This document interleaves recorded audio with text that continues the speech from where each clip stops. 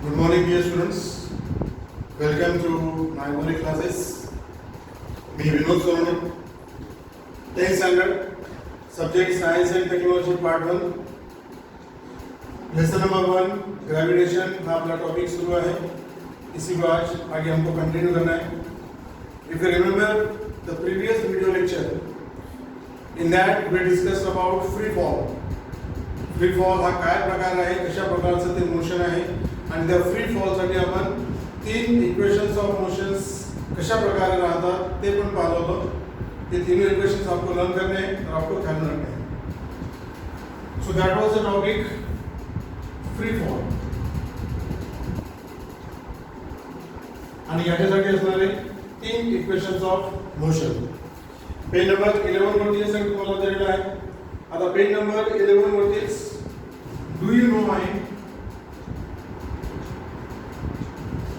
त्याच्यामध्ये काय दिलं आहे ते आपण आज थोडं डिस्कस करूया. कारण याच्यावरती सुद्धा परीक्षेमध्ये प्रश्न येतात. Do you no now what is a free fall. तर एखाद्या ऑब्जेक्टला जर आपण काही हाइट वरनं रिलीज केलं, किसी ऑब्जेक्ट वगैरे आपने हाइट से छोड़ दिया, तो ऑब्जेक्ट नीचे गिरता है आणि खाली पडत असताना त्याच्यावरती ऍक्ट होणारा एकच फोर्स असतो, that is gravitational force.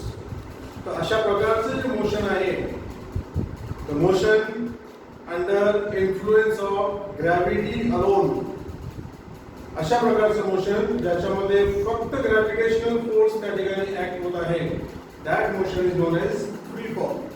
So it is a motion under the influence of gravitational force alone.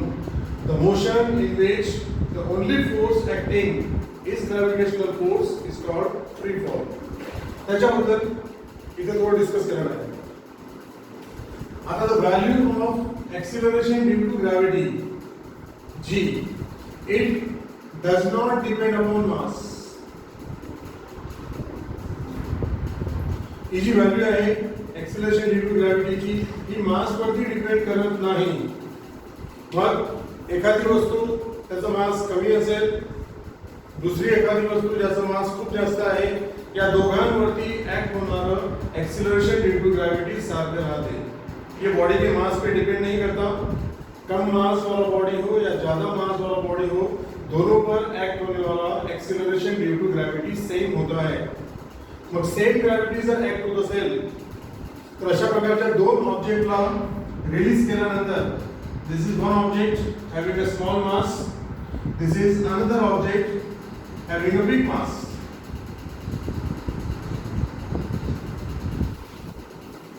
या दोन वेगवेगळ्या मास असणाऱ्या ऑब्जेक्टला जर आपण सेम हाइट वरनं रिलीज केलं, सेम हाइट से अगर इनको छोड़ दिया, तो कौन सा ऑब्जेक्ट पहले ग्राउंड पर जाएगा? Which object will reach the ground first? काय सांगते आपण? ज्याचा मास कमी आहे तो आधी ग्राउंड वरती जाईल, ज्याचा मास जास्त आहे तो ग्राउंड वरती आधी पोहोचेल. दोघांना एकाच वेळेस आपल्याला एकाच हाइट वरून सोडायचं आहे. तो इसका आंसर है कि दोनों object irrespective of their masses, त्यांचा मास कसंही असो, कितीही कमी असो, हे दोन्ही ऑब्जेक्ट सारख्या हाइट वरून सोडल्यानंतर सोबतच ग्राउंडला पोहोचतील. कोई आगे पीछे नहीं जाएगा. Both will reach the ground at the same time. याचं कारण काय आहे? त्याचं कारण आहे की दोघांवरती ऍक्ट होणारा ग्रॅव्हिटेशनल एक्सेलरेशन हा सारखा असतो, तो वेगवेगळ्या मासवरती वेगवेगळा राहत नाही. आणि हीच गोष्ट सगळ्यात आधी, ये बात सबसे पहले 1590 में गॅलिलिओ ने बताई. गॅलिलिओ ने 1590 मध्ये सगळ्यात आधी ही गोष्ट सांगितली होती की वेगवेगळ्या मासेस असणाऱ्या बॉडीला जर आपण सेम हाइट वरनं सोडलं तर त्या दोन्ही बॉडीज सोबत ग्राउंड वरती पोहोचतील. They will reach the ground at one and the same point. मग आता आपल्या मनामध्ये प्रश्न येतो, समजा आपण दोन बॉडीज कन्सिडर केल्या, वन इज अ फिगर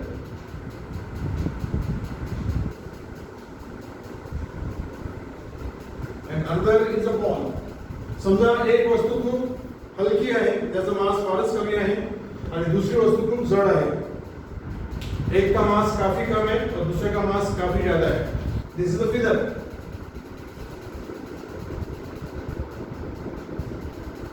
एका पक्षाचा पंखा आहे आणि हा एक बॉल आहे जो हेवी आहे.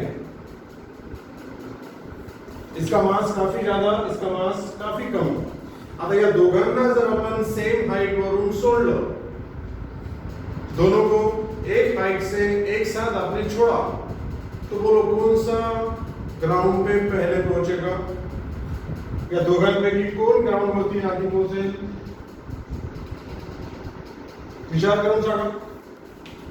तर डेफिनेटली आपल्याला सांगता येईल की हा जो बॉल आहे तो आधी ग्राउंड वरती जाईल. हा जो पंखा है, ये जो फिगर है, ये कुछ देर बाद ग्राउंड पे जाएगा. आधी आपण सांगितलं की वेगवेगळे मास जरी असले तर दोन्ही बॉडी सोबत ग्राउंड वरती जातात. मग इथे का जात नाही? इथलं कारण सांगतो. इथे का जात नाही? तो जेव्हा हा जो फिगर खाली पड़तो, जब ये नीचे जाता है, तो यहाँ पर जो एयर है, ये एयर इसको अपोज करता है. याला म्हणतात एयर रेजिस्टन्स किंवा friction. This air oppose the motion. This air its friction opposes the motion. आणि ते जे फ्रिक्शन आहे, तो जो रेजिस्टन्स आहे, तो रेजिस्टन्स याच्या वेट पेक्षा कितीतरी जास्त राहतो. क्योंकि इसका वेट काफी कम है, याचा वेट फारच कमी आहे. तर याला होणारं जे एयर रेजिस्टन्स आहे किंवा एयर फ्रिक्शन आहे, ज्याला आपण म्हणतो buoyant force,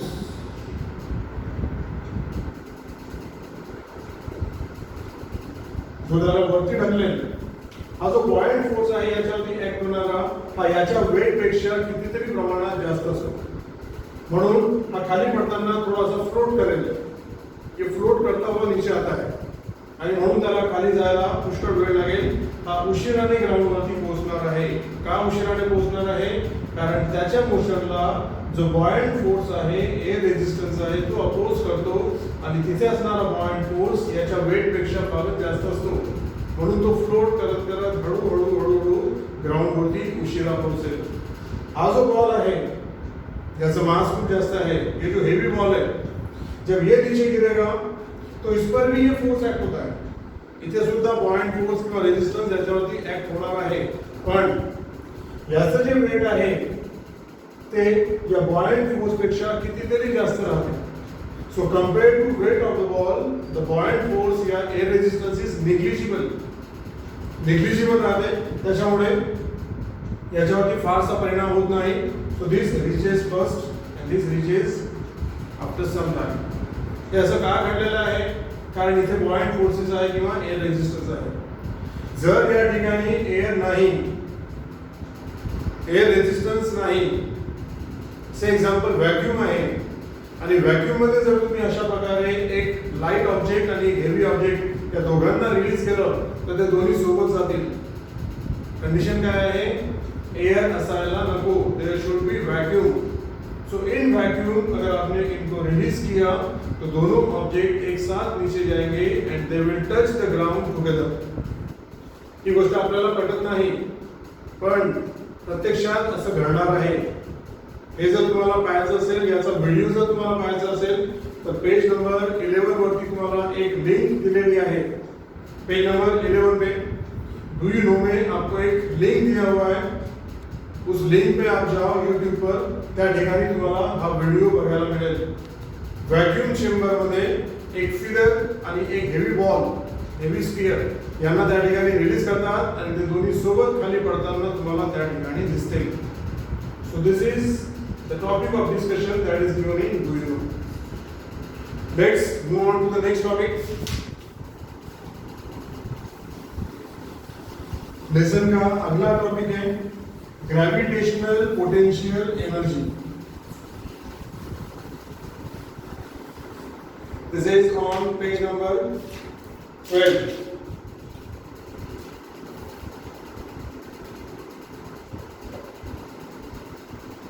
Gravitational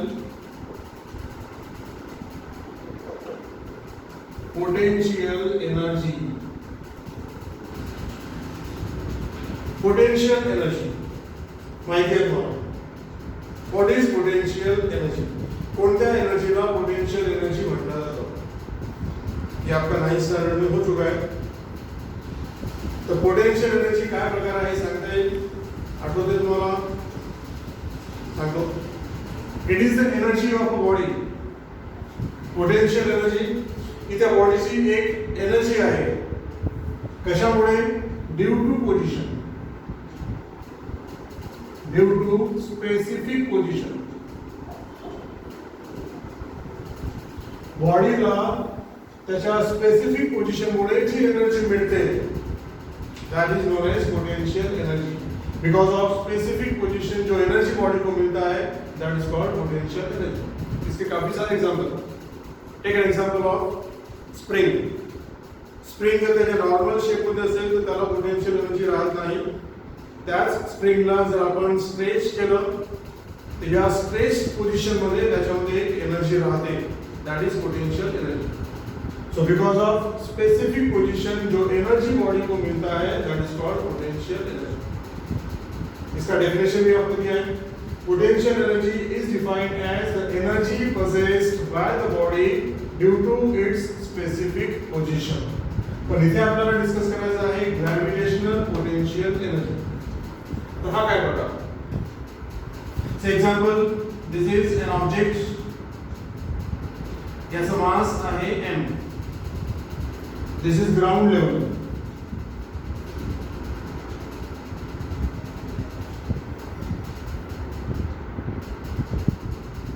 Now when this object is on the ground, हा ऑब्जेक्ट जेव्हा ग्राउंड वरती आहे याची पोटेन्शियल एनर्जी 0 आहे असं म्हणतात. On the ground potential energy of the object is considered as 0.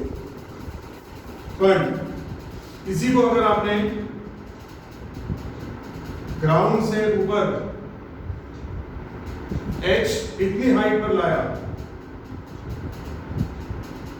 Same ऑब्जेक्टला जर आपण ग्राउंड पासून h इतक्या हाइट वरती नेलं तर या ठिकाणी याला पोटेन्शियल एनर्जी मिळणार आहे. पोटेन्शियल एनर्जी त्याला मिळते. मग ती किती राहते? That potential energy is mgh. m मतलब उसका मास, g आहे gravitational acceleration and h is the height. किती हाइट पर्यंत त्याला नेलेला आहे ती हाइट h. अशा प्रकारे या पोझिशन मध्ये याला पोटेन्शियल एनर्जी आहे mgh. पण तोच ऑब्जेक्ट जर या पोझिशन मध्ये असेल, ऑन द ग्राउंड असेल, तर त्याला पोटेन्शियल एनर्जी राहते 0. ये बात आपको ख्याल रखना है कि ऑन द ग्राउंड कोणताही ऑब्जेक्ट जर असेल तर त्याची पोटेन्शियल एनर्जी 0 राहते. आणि त्याला जर आपण ग्राउंडच्या वर नेलं, जितनी हाइट पे उसको ले जाओगे, जैसे जैसे हाइट ऊपर बढ़ता जाएगा उसको पोटेंशियल एनर्जी मिलता जाता है. End that potential energy is mgh. Clear? Now what is gravitational potential energy? तो इसे सांगितल्यानुसार on the ground potential energy is 0. जैसे जैसे आप ग्राउंड से ऊपर जाते हो बॉडी को लेकर, जसजसं तुम्ही वरती जाल हाइटला, हाइट जसजशी वाढत जाईल पोटेंशियल एनर्जी वाढत जाईल. Potential energy go on increasing. मग ग्रॅव्हिटेशनल पोटेंशियल एनर्जी काय आहे? Potential energy depends on g and potential energy depends on h. या दोघांवरती पोटेंशियल एनर्जी डिपेंड करते, कारण मास हे कांस्टेंट राहते, मास बदलत नाही. g चेंज होगा या h चेंज होगा तो ये पोटेंशियल एनर्जी चेंज होता है. हाउ पोटेंशियल एनर्जी चेंजेस विद हाइट. तो जैसे जैसे हाइट बढ़ता जाएगा पोटेंशियल एनर्जी बढ़ती जाती है. क्लियर? पण what about g? Upon variation पाहिलेला आहे आधी. जैसे जैसे हाइट ग्राउंड के ऊपर बढ़ता जाएगा, acceleration due to gravity decrease होता जाता है. So g decreases with height. But if this height is much smaller than radius of the earth, अर्थ के रेडियस के कंपैरिजन में अगर ये हाइट काफी कम है तो g इसमें जो डिक्रीज होगा that decrease is negligible.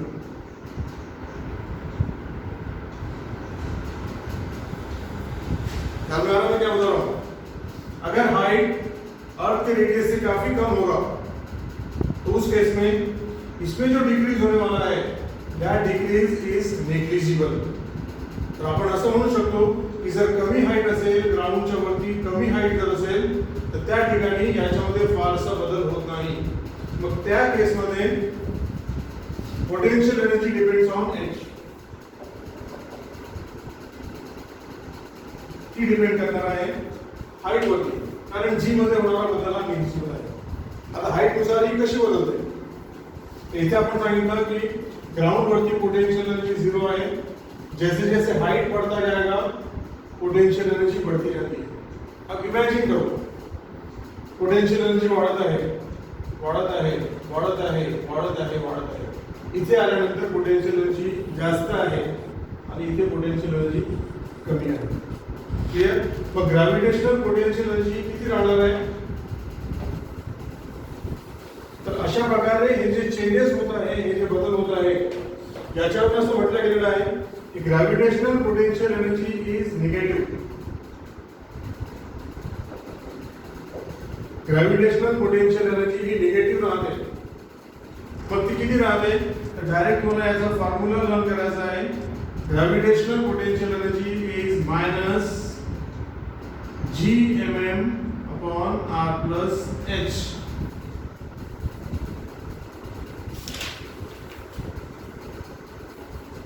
This is the formula for gravitational potential energy. याला gravitational potential energy म्हणायचं नाही. This is simply potential energy. हा फॉर्म्युला आहे gravitational potential energy चा. जर या ऑब्जेक्टला आपण h इतक्या हाईट पर्यंत घेऊन गेला, पण कोणतं h which is much more than radius of the earth, तर त्या ठिकाणी gravitational potential energy असेल minus Gmm by R plus H. This is gravitational constant. Capital M आहे mass of the earth, small m आहे mass of the object, radius of the earth and height above the surface of the earth. So this potential energy the body possesses at height h above the surface of the earth, and that energy, that potential energy is known as gravitational potential energy and the negative one minus Gmm by R plus H. ठीक आहे. हा एक लहानसा topic आहे ज्याला म्हणतात gravitational potential energy. ज्याच्यामध्ये तुम्हाला आधी पोटेन्शियल एनर्जीला डिफाइन करायचं, त्याच्यानंतर मग अशा प्रकारे सांगायचं की on the ground potential energy 0 राहते, पण कमी हाईटला जर गेला तर पोटेन्शियल एनर्जी mgh इतकी राहते. मग सांगायचं की potential energy depends on these two factors, gravitational acceleration आणि height above the ground. When the height is small, जी मध्ये होणारा बदल हा निग्लिजिबल राहतो. म्हणून कमी हाईट पर्यंत potential energy does not depend upon g, that depend upon h. तो जैसे जैसे हाईट बढ़ता जाएगा पोटेंशियल एनर्जी बढ़ती जाती है. तुम्ही जर खूप जास्त हाईटला गेला, much more than radius of the अर्थ, तर त्या ठिकाणी असणारी पोटेंशियल एनर्जी ही निगेटिव्ह राहते. That is gravitational potential energy आणि हा त्याचा फॉर्म्युला आहे. फॉर्म्युला लक्षात ठेवायचा आहे, याच्यावर तुम्हाला प्रॉब्लेम्स राहणार आहे. नेक्स्ट टॉपिक इंटरेस्टिंग टॉपिक आहे. पुढचा जो टॉपिक आहे दॅट इज एस्केप वेलोसिटी.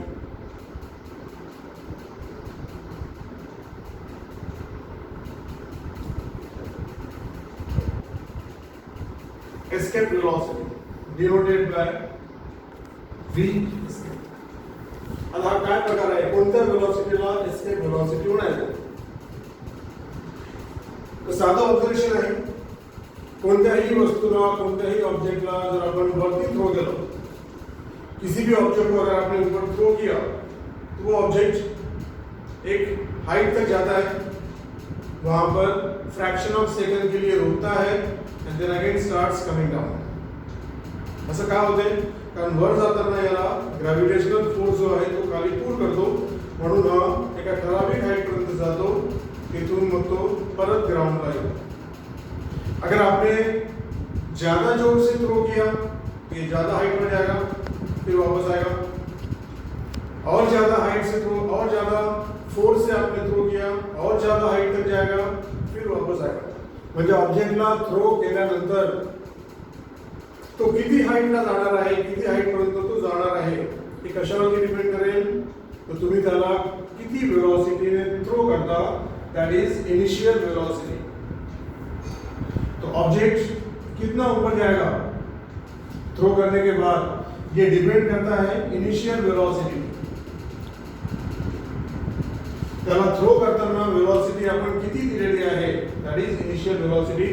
त्याच्यावरती डिपेंड करेल की तो ऑब्जेक्ट किती हाईट पर्यंत जाईल. कशा प्रकारे, more the initial velocity greater will be the height up to which that object will reach. Initial velocity अगर कम होगा तो ऑब्जेक्ट कम हाइट पे जाएगा. ठीक है, समझ लो, दिस इज क्लियर. ज्यादा वेलोसिटी से फेंका तो ज्यादा हाइट पे जाएगा, कम वेलोसिटी से फेंका तो कम हाइट पे जाएगा. ठीक है, आता याला तुम्ही इन्क्रीज करत जाओ. Go on increasing the initial velocity of throwing the object. इसको इंक्रीज करो तो ये इंक्रीज होगा. गो ऑन इंक्रीजिंग, याला इंक्रीज करत जा, हे पण इंक्रीज. असं करता करता एक लिमिट अशी येणार आहे.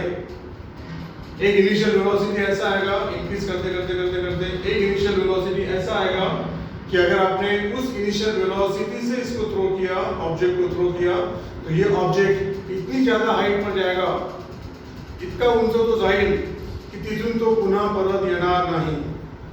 It will not return back.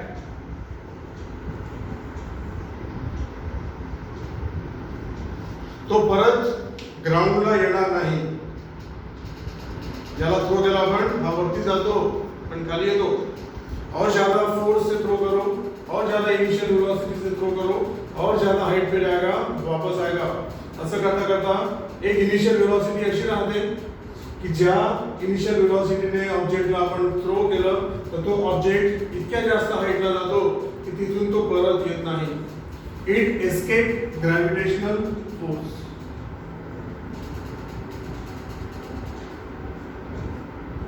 तो अर्थच्या ग्रॅव्हिटीच्या बाहेर चालला जातो, म्हणून तो परत येत नाही. तर ती जी इनिशियल वेलोसिटी आहे, त्या इनिशियल वेलोसिटीला म्हटलं जातं एस्केप वेलोसिटी. क्लियर? ये कौन सा वेलोसिटी है?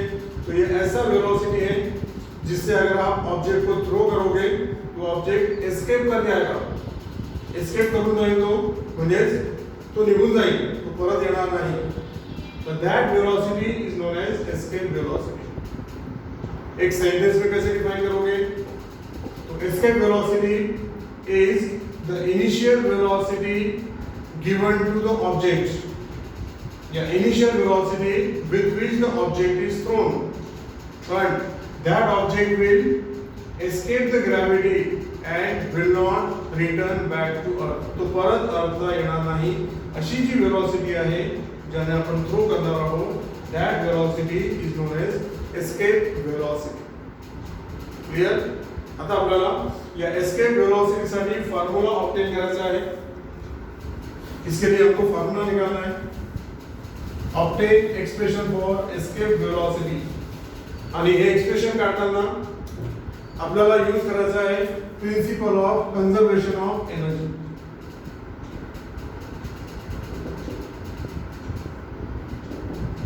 using energy conservation, using conservation of energy, we can obtain expression for escape velocity. आता ती कशा प्रकारे काढायची? So consider an object. एक ऑब्जेक्ट कन्सिडर करा, याचा मास आहे स्मॉल m. ठीक आहे. Now this object on the ground, ground वरती असताना आपल्याला काढायचं आहे त्याच्या एनर्जीज. आणि त्याच ऑब्जेक्टला जर आपण खूप जास्त वर थ्रो केलं, मतलब ॲट इन्फिनिटी, मतलब इन्फायनाइट हाइट, इन्फिनिटीला असताना काय होणार आहे आणि ग्राउंड वरती असताना काय होणार आहे. So when the object is on the ground, बोलो इसका पोटेंशियल एनर्जी कितना, इसका काइनेटिक एनर्जी कितना और इसका टोटल एनर्जी कितना,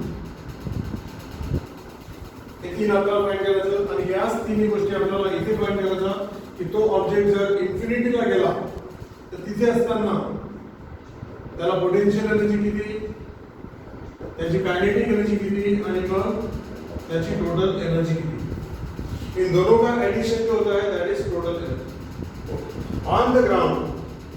व्हाट इज पोटेंशियल एनर्जी? ती असेल gravitational potential energy. So on the ground इसका पोटेंशियल एनर्जी होगा minus G M M by R. आता आपण ग्रेविटेशनल पोटेंशियल एनर्जी हा टॉपिक पाहिलेला आहे. ग्राउंड वरती आहे म्हणून एच 0 राहणार आहे. इथे आर प्लस 0 मतलब R. So potential energy on the ground कितना होगा? आता ऑन द ग्राउंड अपन त्याला एस्केप वेलोसिटी में थ्रो करता हूं. उसको हमने एस्केप वेलोसिटी से ऐसे ऊपर फेंका है दिस वेलोसिटी, तो उसका काइनेटिक एनर्जी होगा half m v escape square. काइनेटिक्सचा फॉर्म्युला आहे हाफ एम वी स्क्वायर. इथे वेलोसिटी आहे v escape. So this is kinetic energy and this is potential energy on the ground. मग टोटल किती असेल? तो इन दोनों का एडिशन करो, दैट विल बी टोटल. तो टोटल आएगा half m v square minus G M M by r. इतकी त्याला टोटल एनर्जी ग्राउंड वरती राहणार आहे. ही हो गया ग्राउंड पर. आता त्याच ऑब्जेक्टला जर आपण खूप जास्त हाईटला थ्रो केलं इन्फिनिटी ॲट इन्फिनिटी, तोच ऑब्जेक्ट जेव्हा इन्फिनिटीला जातो तर इन्फिनिटीला असताना त्याची पोटेंशियल एनर्जी किती, कायनेटिक एनर्जी किती आणि टोटल एनर्जी किती. आता इन्फिनिटीला तो आहे. कोणताही ऑब्जेक्ट हा इन्फिनिटीला गेल्यानंतर अर्थच्या ग्रॅव्हिटीच्या बाहेर गेल्यानंतर तो तिथे थांबतो. ये बात पहले आप समझो. इन्फिनिटी पे जाने के बाद ऑब्जेक्ट रुक जाता है तो वहां उसका वेलोसिटी 0 होता है, कारण त्या ठिकाणी तो ऑब्जेक्ट ॲट रेस्ट आहे. ॲट रेस्ट असल्यामुळे त्याची कायनेटिक एनर्जी 0 राहणार आहे. Because if the object is not having velocity, if the object is at rest, उसका कायनेटिक एनर्जी होता है 0. तो at infinity kinetic energy is 0. ठीक है. पोटेंशियल एनर्जी किती असेल? तर minus G M M by infinity, कारण हाइट है इन्फिनिटी. ये जो हाइट है that height has become now infinity. Upon infinity अगर रहा तो इसका भी आंसर हमेशा 0 होता है. कोणताही नंबर अपॉन इन्फिनिटी त्याचा आंसर आहे 0, त्याचा आंसर राहते 0.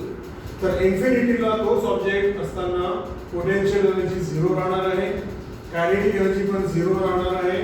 मग या दोघांचं एडिशन करा तो उसका टोटल एनर्जी एट इन्फिनिटी कितना होगा? 0. तोच ऑब्जेक्ट ग्राउंड वरती असताना त्याला इतकी टोटल एनर्जी आहे. तोच इन्फिनिटीला गेल्यानंतर तिथे त्याची टोटल एनर्जी 0 आहे. So this is energy on the ground, this is energy at infinity. मग हा प्रिन्सिपल काय सांगतो आपल्याला?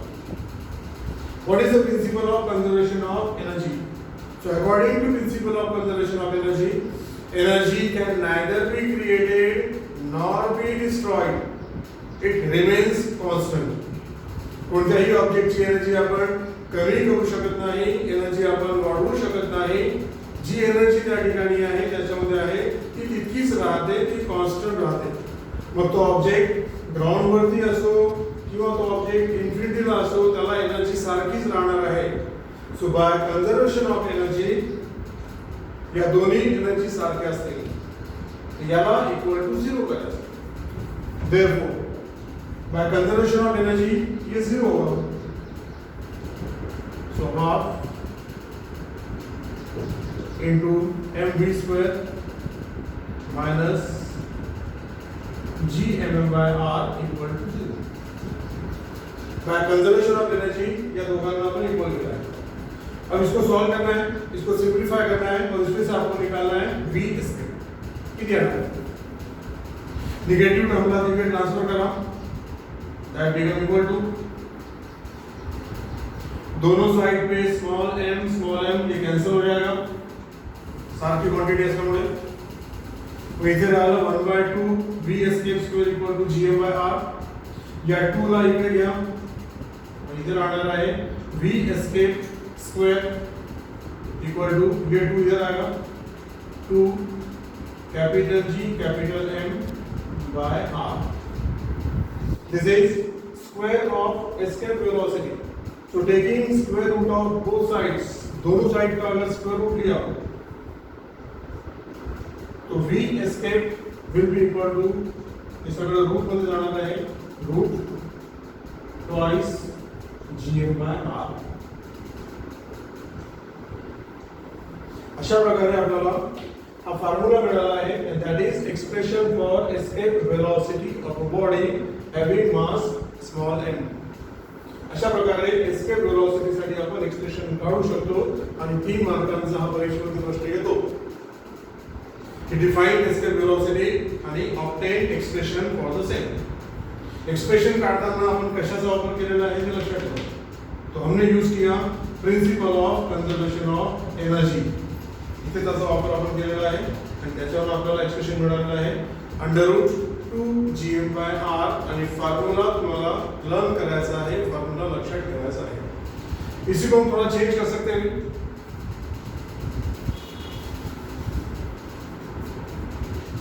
तुम्हाला माहिती आहे स्मॉल g म्हणजे ग्रेविटेशनल एक्सीलरेशन कितना होता है ये GM by R square. इसमें से हमको मिलेगा GM equal to small g R square. Clear?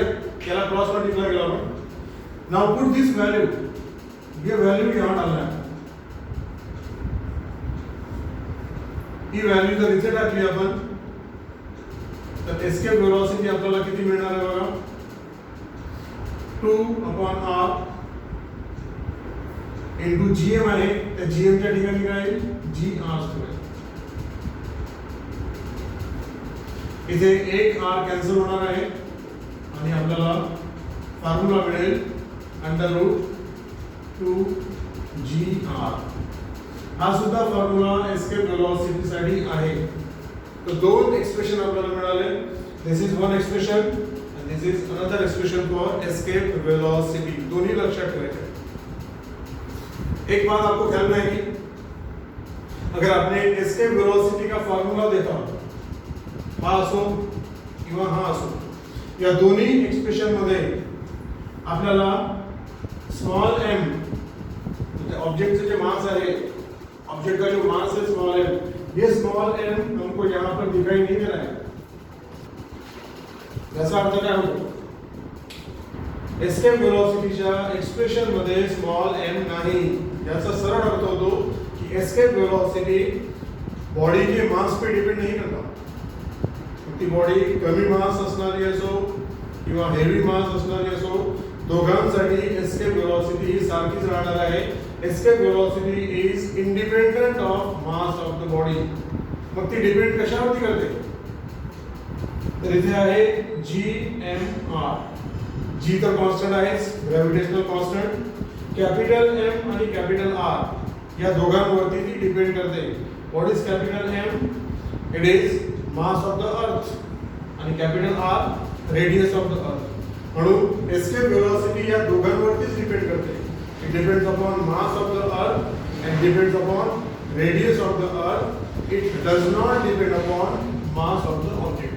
सगळ्या ऑब्जेक्ट साठी ती सारखीच राहणार आहे. हा फॉर्म्युला आहे. आता या ठिकाणी जर आपण व्हॅल्यूज टाकल्या, अगर आपने यहाँ वैल्यूज डाली, g कितना होता है 9.8 मीटर पर सेकंड स्क्वेअर आणि रेडियस ऑफ द अर्थ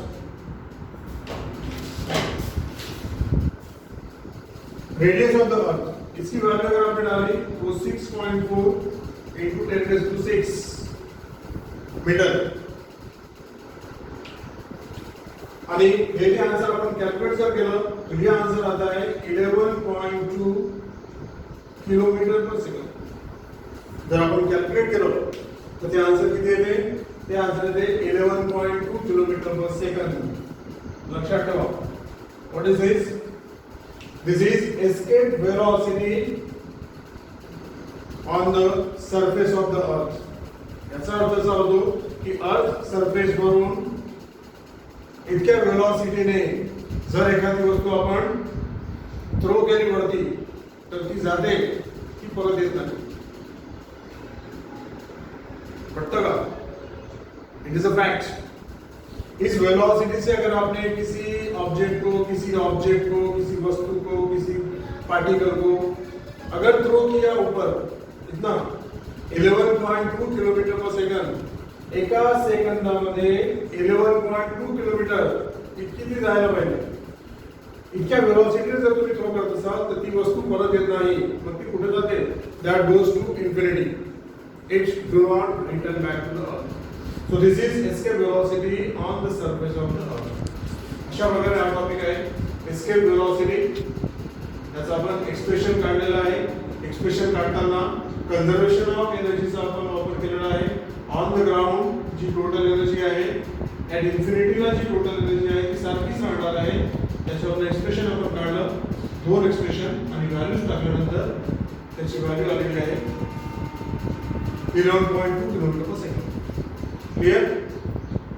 हे सगळं डिटेल तुम्हाला पेज नंबर 14 वरती दिलेलं आहे, 13 आणि 14 वरती.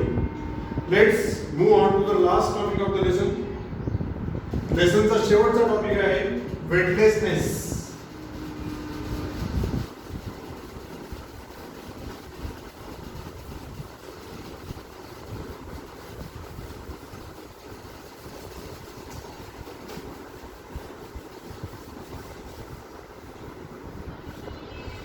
Weightlessness in space.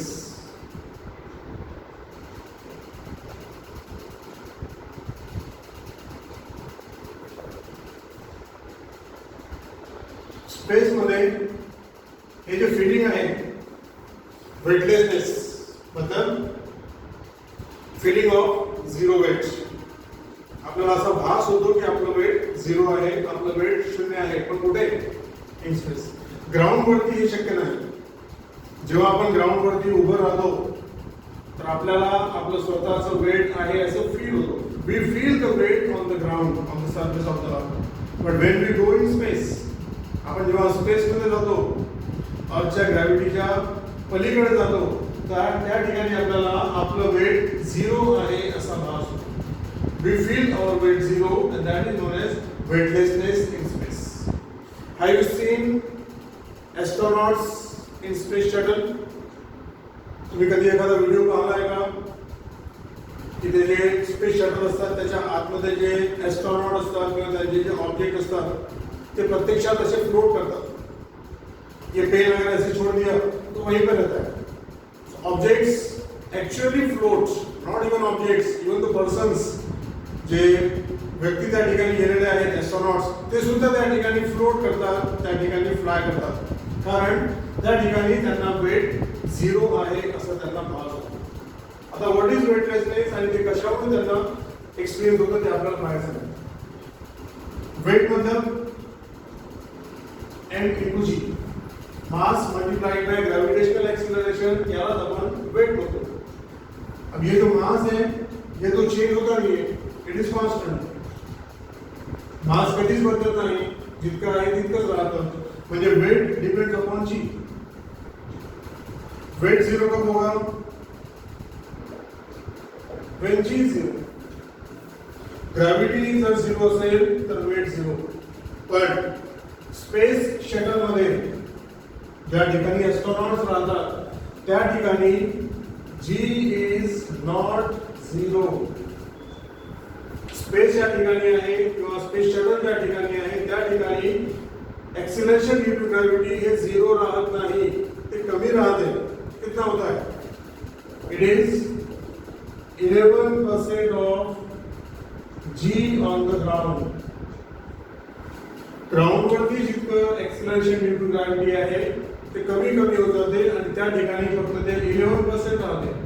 तो ये पहले बात ध्यान रखो की स्पेस शटल मध्ये एस्ट्रॉनॉट्स ज्या ठिकाणी आहे त्या ठिकाणी g is not zero. So their weightlessness is not due to zero gravity. त्यांना जे वेटलेसनेस फिलिंग होत आहे ते याच्यामुळे जी झिरो असल्यामुळे नाही, जी तिथे आहे पण कमी प्रमाणात आहे. मग त्यांना वेटलेसनेस का फील होते? ते याचं कारण आहे की weightlessness is due to free fall.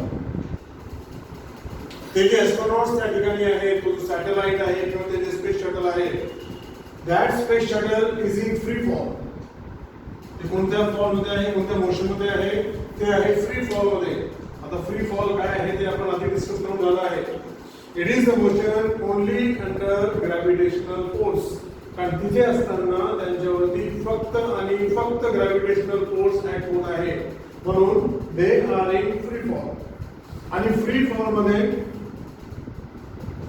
Velocity ही सारखीच राहते. जे काही ऑब्जेक्ट त्या ठिकाणी आहेत, स्पेस शटल असेल किंवा एस्ट्रॉनॉट असेल, त्यांच्या काही वस्तू आतमध्ये असतील, इन सारे ऑब्जेक्ट्स पर एक्ट होने वाला, इन सारे ऑब्जेक्ट्स का वेलोसिटी सेम होता है. So because of same velocity, because of in a state of free fall, they feel weightlessness. Space मध्ये असताना त्यांना झिरो वेट आहे असं फिलिंग काय येते, तर जी झिरो नाही. Their weightlessness is not due to zero acceleration due to gravity. There they are in the state of free fall. ते free fall या स्टेट मध्ये आहेत. फ्री फॉल मध्ये असताना same velocity act on all the objects. जे काही object free fall मध्ये आहेत सगळ्यांवरती सारखी वेलोसिटी ऍक्ट होणार आहे. and because of free fall and same velocity they experience zero weight. This is known as weightlessness condition. हे दोन पॉइंट त्याच्यामध्ये आपल्याला एक्सप्लेन करताना सांगावे लागतील. Zero weight, it is feeling of absence of weight. हे तुम्हाला लेसनच्या शेवटी दिलेलं आहे. पेज नंबर 14 वरती वेटलेसनेस इन स्पेस नावाचा एक बॉक्स दिलेला आहे. त्या बॉक्स मध्ये हे सगळं डिस्क्रिप्शन तुम्हाला दिलेलं आहे. सो प्लीज गो थ्रू दिस. हे सगळं तुम्हाला पुस्तकातून वाचायचं आहे. Textbook is ideal for you. जितकं मटेरियल, जितकं नॉलेज तुमच्या टेक्स्टबुक मध्ये आहे, इतकं इतर कोणत्याही पुस्तकात नाही. तर टेक्स्टबुकचं थरोली रीडिंग तुम्हाला करायचंच आहे. जब भी आपको समझ मिलेगा टेक्स्ट बुक आपको पढ़ना ही है, तभी आप लेसन में अपने आप को थरो रखो. So here we come to the end of this lesson, that is gravitation. आता याचा एक पार्ट राहिलेला आहे ज्याला आपण म्हणतो न्यूमेरिकल प्रॉब्लेम्स, मॅथमॅटिकल सम्स. तर काही मॅथमॅटिकल प्रॉब्लेम्स टेक्स्ट बुक मध्ये सॉल्व्ह करून दिलेले आहेत, त्यांचं पूर्ण सोल्युशन तुम्हाला दिलेलं आहे. तर ते तुम्ही वाचा, समजून घेण्याचा प्रयत्न करा. नाही समजलं तर मला विचारा. आता एक्सरसाइज मध्ये जे प्रश्न आहेत किंवा एक्सरसाइज मध्ये जे प्रॉब्लेम आहेत ते प्रॉब्लेम आपण पुढच्या व्हिडिओ लेक्चरला डिस्कस करणार आहोत. ठीक आहे.